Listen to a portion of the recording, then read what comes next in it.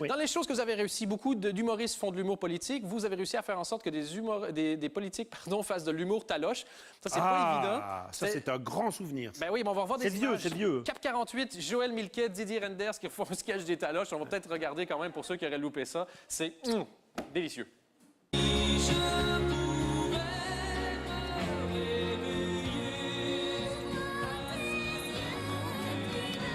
Ah oui, ça, c'était drôle.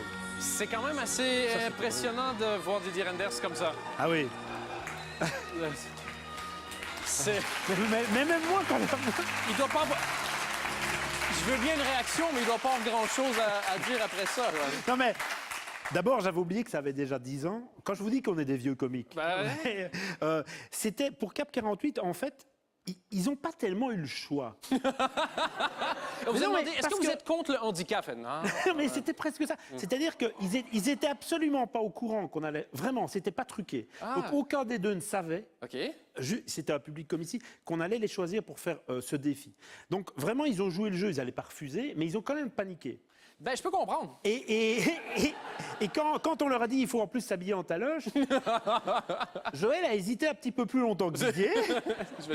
Et puis en fait, ça a été génial parce qu'on les a coachés pendant 1h30. Alors ce sketch qui paraît toujours simple, dès que quelqu'un essaye de le faire, se rend compte qu'il n'est pas si simple que ça. Et pour nous, ça a été aussi un moment incroyable, mais j'avais plus revu ces images. Comme quoi, et je pense pas qu'en France, des hommes politiques se prêteraient à faire ça. Je ne pense pas, mais je suis prêt à acheter la cassette si vous en avez une.